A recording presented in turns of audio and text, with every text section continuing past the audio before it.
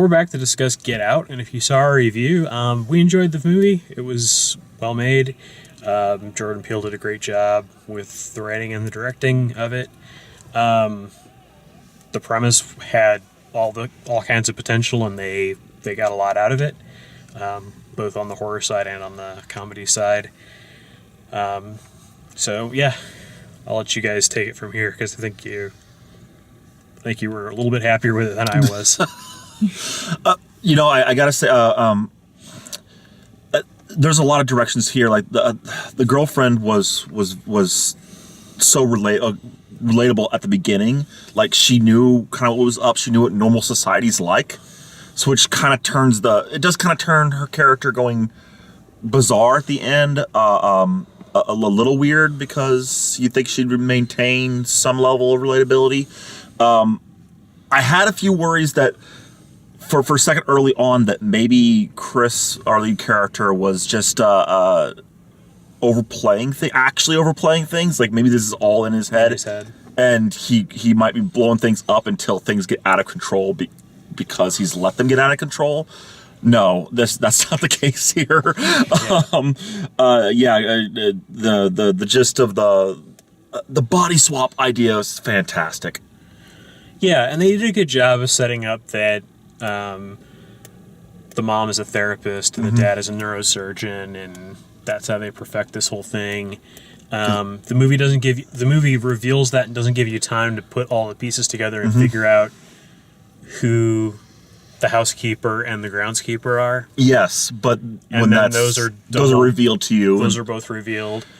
That all works, and I mean, yeah, I think like once the scene starts with get the keys. Yeah. From that point forward, it's great.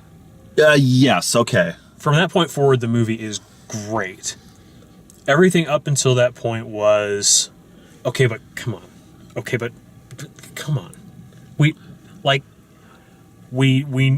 seen like and it's really honestly I think it's the trailer's fault because the thing with the guy with like the straw hat that they found that was missing is in the trailer.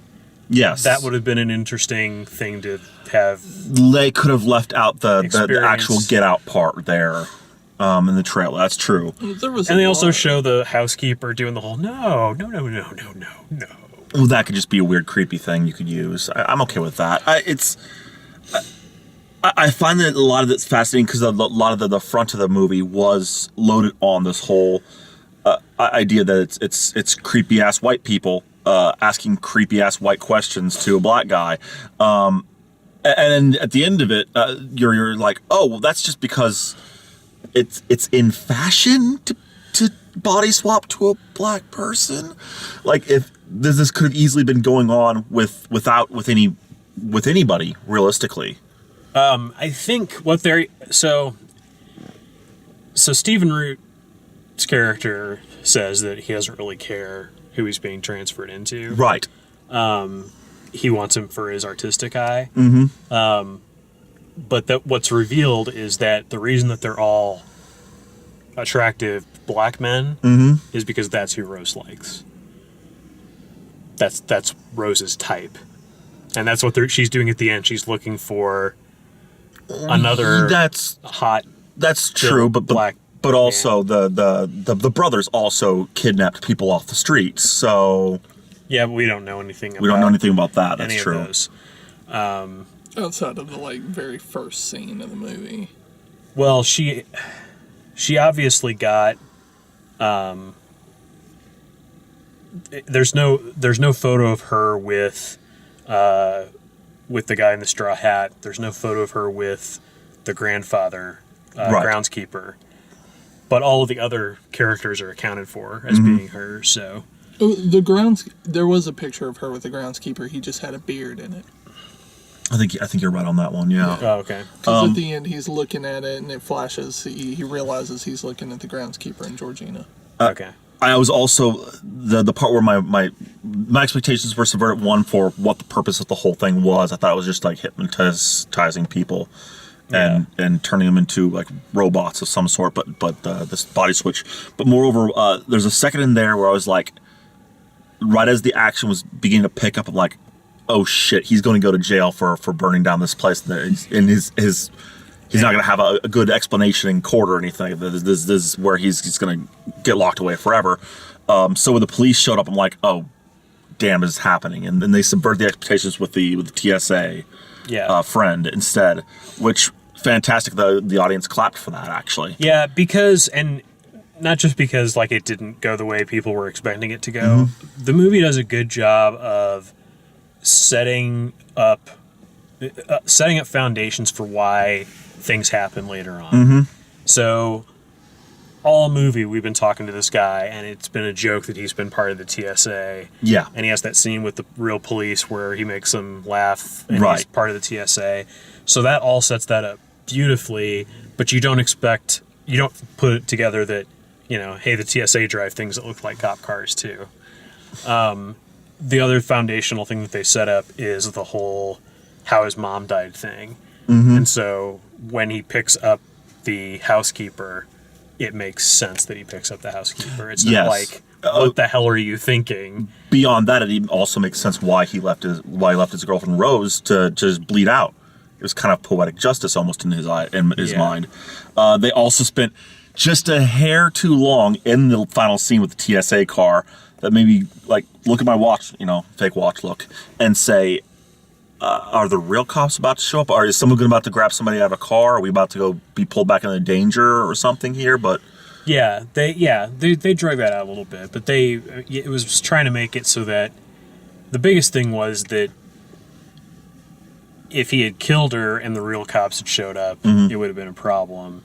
Since he didn't kill her, if the real cops had showed up, it would have been a problem because she would have said, you know, he did all this, he shot me, he did, you know, whatever. He shot Grandpa, my friend. So there was no way for him to win as far as that went, but then since it was his friend, then he could just drive off and let her bleed out on the road. It's like, which is like how the movie ends. I mean, it cuts from her bleeding out to the words "get out." The house is burning down. There's people dying inside. I don't think he ever finished off anybody really through the entire family. They were pretty well dead. Like, he stabbed dude in the neck. He stabbed the mom in the temple. Yeah. Okay. Yeah. The brother shouldn't have gotten up from what he suffered. But whatever. Like, it's a horror movie. Exactly. You can get away with a couple of those things. So I'm just like, yeah, all this stuff is happening. Does a community like that just like try to hush it under a rug, or I don't even know at that point. Like, well, and there's still at least one survivor, right? There's still at least the one. There's Andre, who's still out there being like, you know, half his brain's removed and he can't look at flashes from cameras anymore. Right. So, good luck with that, Andre. But yeah, I mean, it's really good for what it is. That you can certainly do worse than this. And it's, again, I think there wasn't enough to what was left after you knew what the premise was to just keep me engaged all the way to the end. It's like once we got to the end and things started happening, it was like great. But there was a bunch of it that I was just like, you know, they're having the awkward conversations, and then the party happens, and the party's kind of like, all right, whatever. We're gonna get to the guy with the straw hat because I've seen that in the trailer. And so you just would have liked the entire first act to be sped up? No, I wouldn't have changed. I mean, honestly, there's nothing wrong with the movie. Right. It's how much was revealed to me about the movie before I saw it.